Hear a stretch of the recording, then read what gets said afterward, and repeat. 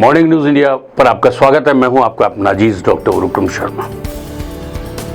जयपुर की आदर्श नगर विधानसभा सीट काफी गर्म है, काफी माहौल गर्म है और इस सीट को पूरी तरीके से भारतीय जनता पार्टी वो इस कोशिश में रहती है कि इसको हिंदुओं के हित में ध्रुवीकरण कर दिया जाए।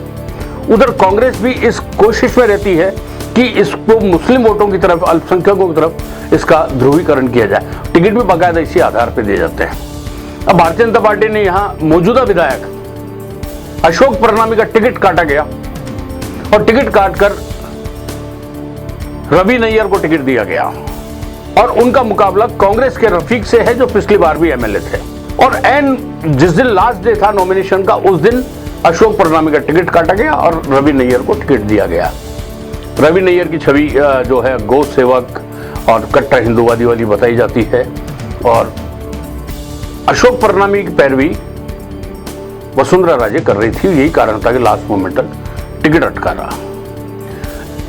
आदर्श नगर वाली सीट का हार जीत का फैसला बहुत अलग तरीके से होता है और इसमें आप देखिएगा कि पिछली बार का 2018 का चुनाव अशोक परनामी ने मात्र 12,000 और कुछ वोटों से हारा था और ये 12,000 वोट विधानसभा के अंदर कोई मायने नहीं रखते और उनका टिकट कटा। जबकि अशोक परनामी भारतीय जनता पार्टी के पूर्व प्रदेशाध्यक्ष रहे हुए हैं, अशोक परनामी जयपुर के मेयर भी रहे हुए हैं और उसके बाद उनका टिकट कटना और नए के ऊपर प्रयोग करना, ये भारतीय जनता पार्टी ने एक बार नया काम किया है रफीक से टक्कर लेने के लिए।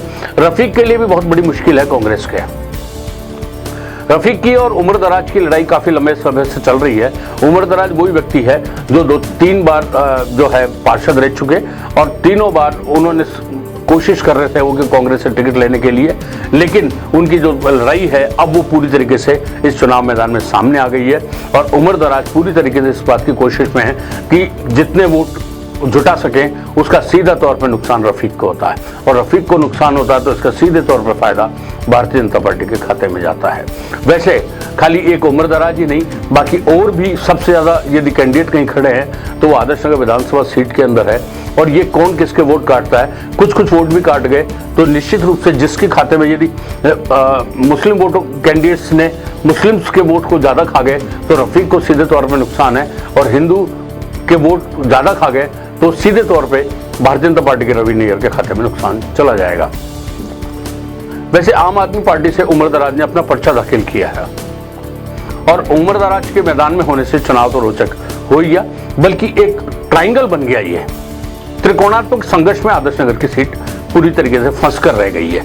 आने वाले दिनों में देखते हैं क्या होता है, लेकिन होगा जो बहुत ही गजब होगा, क्योंकि इस सीट पर भी भारतीय जनता पार्टी ने वही कार्ड खेलती है कि वोटों का ध्रुवीकरण किया जाए और इसकी पूरी कोशिश की जा रही है। उधर कांग्रेस भी इस बात में है और देखिए रफीक वैसे तो विधायक है, लेकिन रफीक के साथ में ये रहा है कि रफीक ने पे ये आरोप लगते रहे कि उन्होंने जो कुछ काम किया सिर्फ अपने ही कौम के लोगों के लिए काम किया और इस बात को लेकर नाराजगी भी है और ये नाराजगी कितनी बदल सकती है वोटों में, भारतीय जनता पार्टी इसको किस तरीके से कैश और कन्वर्ट कर सकती है, वो आने वाले दिनों में पता चलेगा। लेकिन जो भी होगा यह आदर्श नगर विधानसभा की सीट काफी रोचक और काफी हंगामेदार रहेगी। आप बने रहिए हमारे साथ, हम आपको यूं ही अपडेट देते रहेंगे हर बात का क्या हो रहा है यहाँ पर।